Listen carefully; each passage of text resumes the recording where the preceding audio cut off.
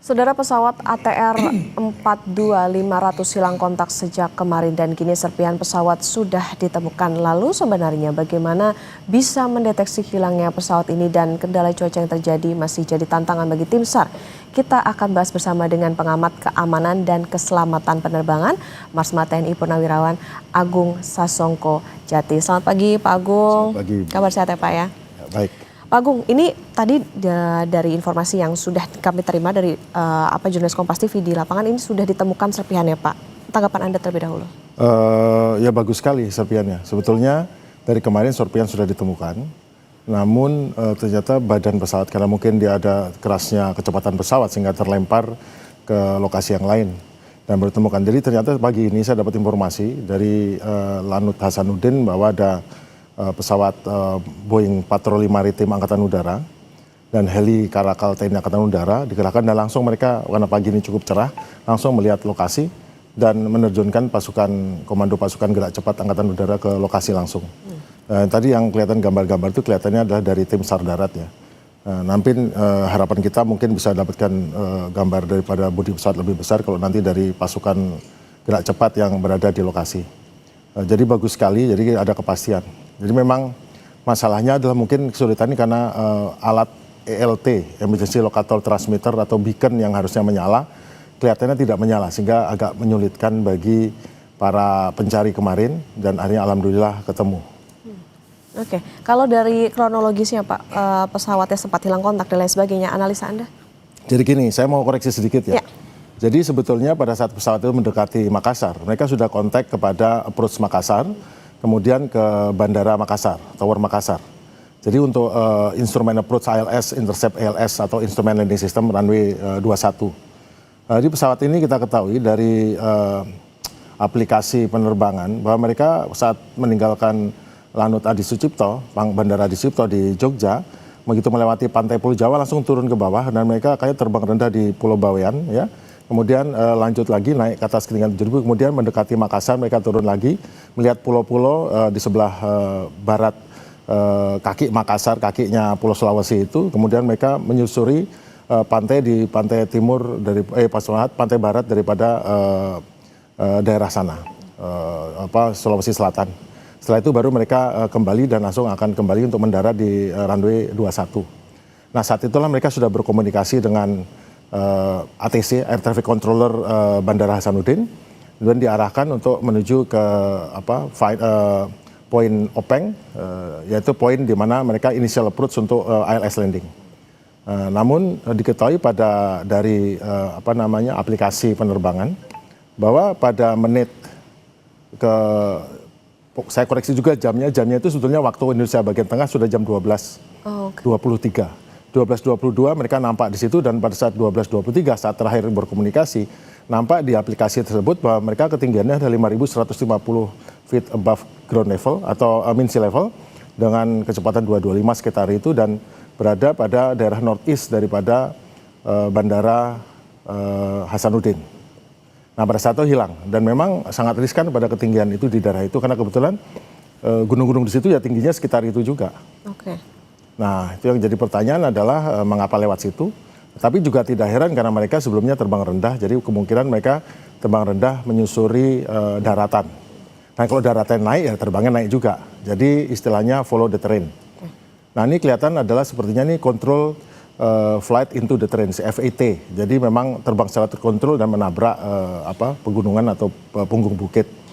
Masalahnya ini apakah sebabnya apa, kita tidak bisa, itu analisa yang tepat adalah dari KNKT nanti. Namun kita ketahui bahwa di daerah semacam itu pada pukul siang sekitar jam 12 itu dengan angin cukup kencang dari laut mungkin dan melepuh puing gunung itu kemungkinan bisa ada turbulensi yang cukup besar di daerah pegunungan semacam itu dan sangat riskan bagi pesawat untuk terbang rendah di dekat-dekat atau puncak-puncak gunung ataupun di daerah yang seperti itu.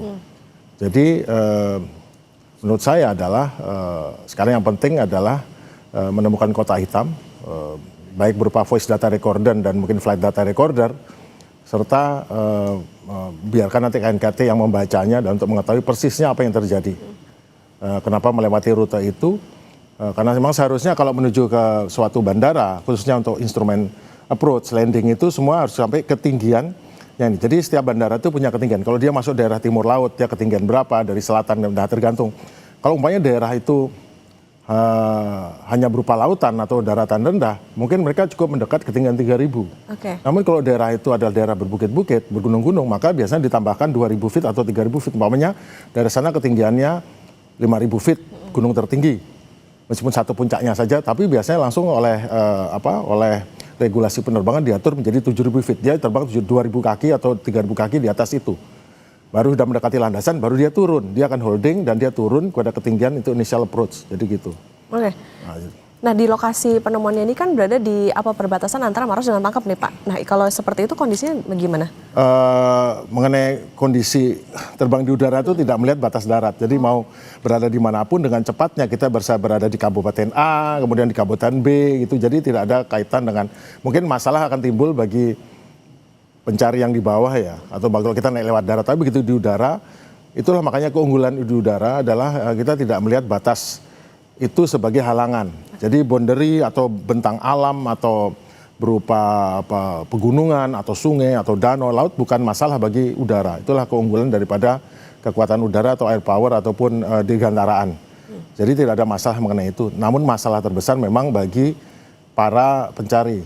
Karena biasanya di daerah-daerah perbatasan tersebut, apalagi bukan di kota-kota, makanya infrastruktur jalan biasanya kurang baik kan. Nah, itu jadi masalah. Oke, ada beberapa dugaan Pak, termasuk salah satunya KNKT yang menduga karena emergency locator transmitter yang tidak berfungsi. Penjelasannya Pak? Penyebab sulitnya ditemukan karena emergency locator transmitter. Kita harus tahu bahwa emergency locator transmitter itu dipasang biasanya kalau di pesawat penumpang ya, biasanya ada dua, satu yang portable diletakkan di depan bisa digapai oleh kru, dan satu lagi yang bersifat permanen berada di belakang pesawat. Dua-duanya biasanya ditempatkan berdekatan dengan flight data recorder dan voice data recorder. Nah, ELT ini berfungsi bekerja dengan beberapa gelombang. Pertama gelombang 406 MHz itu untuk satelit, langsung ke satelit. Kedua gelombang 121.5 untuk VHF dan 243 MHz untuk UHF. Nah, untuk yang satelit ini biasanya dipancarkan. Jadi satelit untuk SAR itu terbagi atas satelit yang ketinggian geostationary orbit, ketinggian 35.000 kaki, itu ada 4 satelit dari Amerika dan Eropa serta India. Sedangkan di tingkat bawahnya ada satelit LEO, low orbit, 7 satelit yang dimiliki oleh Rusia. Mereka bekerja bersama-sama sejak zaman Perang Dingin dulu, dari tahun 79. Akhirnya, jadi kalau ada setiap kali ada LT menyala, maka langsung diterima oleh geostationary orbit dan dikirimkan ke LEO, dan LEO akan ngirim ke MCC. MCC itu adalah ada dari 30 negara, ada 47 MCC di dunia ini yang dan termasuk di Indonesia terletak di Cengkareng. Langsung akan memonitor, menentukan posisi lokasi kecelakaan dan akan menyampaikan kepada tim SAR darat atau tim SAR udara, sehingga tahu koordinatnya, posisinya. Masalahnya adalah ada 3 kemungkinan LT tidak menyala. Satu, dia rusak karena hantaman. Kedua, karena antenanya lepas. Dan ketiga, karena memang masuk ke dalam tempat yang tertutup oleh jurang atau tertutup oleh dinding bukit. Namun tentu tidak ada alasan untuk satelit, pasti ketangkep. Dan juga kadang-kadang kalau nyemplung ke air, maka dia ada pinger. Pinger itu ada semacam bip yang menyala underwater sehingga bisa terdengar. Dia bisa menyala untuk yang satelit selama 24 jam. Untuk yang frekuensi 121.5 dan 243 MHz itu bersama 48 sampai 50 jam. Jadi sebetulnya nggak ada alasan. Nah, masalahnya kelihatannya dengan hantaman yang besar ini rusak karena diaktifkannya ELT ini dengan benturan atau adanya kekuatan gravitasional yang sangat besar mendadak yang bisa dikategorikan terjadi impact, maka dia akan langsung diaktifkan. Oke. Nah, Pak Agung, kalau dilihat mungkin dari analisa sementara begitu ya, kalau dilihat dari bagaimana penemuan lokasinya, kemudian juga puing-puingnya maupun juga dilihat dari kronologisnya, ini bisa dikatakan apakah karena memang faktor cuaca atau ada penyebab lainnya, Pak? Pilot, gini, jadi penerbang pada saat terbang rendah itu terbang dalam situasi VFR. Visual flight rule, terbang dengan melihat. Dia betul ngelihat instrumen di dalam, tapi dia ngelihat keluar. Wah, saya terbang ke sini. Apalagi terbang kemungkinan rendah. Atau tidak gitu. Kalau terbang rendah, wah saya terbang di sela-sela bukit, saya terbang di atas sungai, saya terbang melewati celah ini, celah itu. Nah, itu adalah VFR. Namun kalau saat dia menuju untuk landing melalui ILS, namanya juga instrument landing system. Berarti harus terbang instrumen. Nah, terbang instrumen adalah terbang dan tidak melihat luar. Dia melihat ke instrumen saja. Namun persyaratan terbang instrumen, dia harus pada ketinggian titik lokasi yang tepat. Dia boleh berada di atas gunung, tapi kalau ketinggian instrumennya 7.000, dia harus 7.000. Tapi kalau kita terbang visual, visual tanpa menggunakan instrumen, ya kita nggak apa-apa terbang lewat celah-celah bukit di atas ini nggak ada masalah karena nanti kita akan membawa diri kita secara visual menuju ke initial point untuk landing. Nah sekarang ada unik nih, dia kondisi terbang visual, kemudian mendarat menuju terbang instrumen. Nah jadi sebetulnya harus visual dan kelihatannya ini mestinya cuaca. Karena sebetulnya cuaca di pangkalan udara atau di Bandara Hasanuddin sangat cerah dengan 8 km visibility. Namun catatannya ada sedikit awan di perbukitan, daerah perbukitan. Dari sana kelihatan dari bandara kelihatan. Nah, jangan-jangan pesawat ini masuk di daerah yang sedikit awan nih. Karena awan sedikit pun dari jauh begitu dekat sebetulnya awan tebal. Dan awan tebal ini katanya menyelimuti puncak-puncak. Mungkin pesawat ini hanya terbangnya mungkin hanya sedikit di atas atau mungkin sedikit, mungkin hanya nyerempet saja. Tapi kan hanya nyerempet itu kan Tetap masalah besar bagi pesawat. Karena harusnya tidak harusnya jauh, harusnya dia 1.000 feet atau 2.000 feet, 3.000 feet dari ketinggian itu, dia tidak boleh pada ketinggian itu. Oke, melihat dari kemungkinan itu Pak, kemudian juga dari puing yang ditemukan dari visual yang bisa disaksikan ini, artinya begini, dugaannya memang apakah memang terjadi adanya ledakan atau hanya menabrak tebing saja? Kelihatannya mungkin bukan menabrak, kelihatannya seperti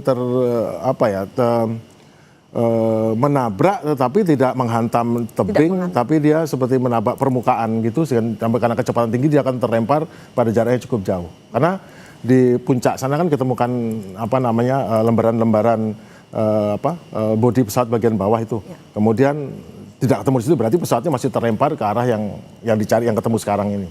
Oke, itu ada kemungkinan nggak Pak? Misalnya kan tadi kalau dikatakan oleh jurnalis Kompas TV di lapangan bahwa itu akan diperluas lagi areanya. Seberapa jauh kemungkinannya untuk ditemukan lagi di lokasi yang lain begitu? Kalau dia tidak berhenti karena menghantam tebing atau masuk ke suatu tempat yang ini ya, berarti dia akan cukup jauh untuk glosor, istilahnya bisa terglosor ataupun terlempar seperti dilemparkan kan. Seperti ada pesawat, ada sesuatu yang terbang, kemudian kita terpukul gini kan dia akan terlempar. Seperti halnya kita lempar sesuatu, menghantam apapun, dia akan terlempar terus. Selama itu tidak ada suatu dinding yang menghentikan dia.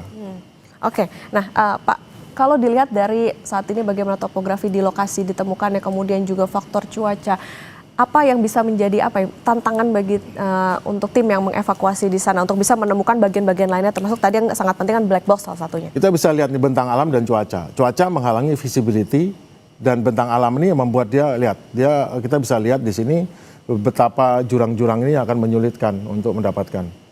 Dan saya lihat sekarang beredar di WhatsApp itu ada gambar pesawat yang secara AI dibentuk itu tidak baik, sebaiknya dihentikan itu. Jadi kelihatan pesawat utuh terbakar, itu tolong teman-teman itu harap dihentikan, itu menyesatkan. Kondisinya seperti ini, dia berkeping-keping seperti ini. Laporan dari pasukan yang di sana pun sudah ngelihat, dari helikopter yang lewat juga seperti ini. Ini dari helikopter sepertinya ini. Oke, kalau dilihat dari serpihan yang bisa ditampilkan itu bisa kelihatan nggak Pak ini bagian apa begitu? Itu kelihatan, itu bagian ekor, kemudian bagian ini memang berkeping-keping seperti itu. Oke, kalau misalnya dilihat itu memang bagian ekor, berarti tadi kemungkinannya itu tadi ya Pak ya, seperti menabrak tapi bukan menghantam. Tidak menghantam langsung, dia nabrak, kemudian habis itu dia menabrak-nabrak sepanjang jalannya sampai dia berhenti, momentumnya berhenti. Pak, tapi kalau tadi dari penjelasan Pak Agung juga artinya gini, tadi ada beberapa kemungkinan soal ILT itu tadi rusak, antena lepas dan lain sebagainya, ada kemungkinan soal human error juga nggak sih Pak? Human error itu nggak bisa, kan gini, pesawat itu kalau kecelakaan itu ada 5M, ada namanya manajemen, ada man, mesin, kemudian ada yang lainnya ya. Itu tidak bisa diambil kesimpulan karena kadang-kadang kita menyangka begini, kadang-kadang hal yang lain. Ya. Bisa sistem navigasinya rusak, bisa setting apanya rusak, bisa mungkin banyak kejadian, contohnya zaman perang, saya sering juga diwawancara soal perang ya. GPS itu Mbak, kalau dia contoh dalam perang kemarin Iran dengan Israel itu saking untuk menghalang-halangi rudal itu dibuat namanya adalah jammer GPS. Bayangkan orang yang menggunakan Google Map di Tel Aviv itu melihat posisi Tel Aviv itu ada di Jordan. Artinya bisa disingkirkan 300 kilo. Nah, jadi kita tidak bisa mengambil kesimpulan ini human error ataupun apa error karena banyak hal yang nanti akan menjadi bukti berdasarkan KNKT. Memang tidak pantasnya kita menilai sesuatu dari ini. Karena banyak hal yang bisa membuat pesawat ini pada ketinggian yang salah, pada posisi yang salah, pada ketinggian yang salah dan semuanya itu. Oke, termasuk juga tadi beberapa dugaan, ini tentu kita menunggu bagaimana hasil pendalaman dari KNKT. Pak Agung, nanti kita lanjutkan kembali soal bagaimana penemuan serpihan pesawat ATR 42500 ini, dan saudara tetap bersama kami di Breaking News Kompas TV.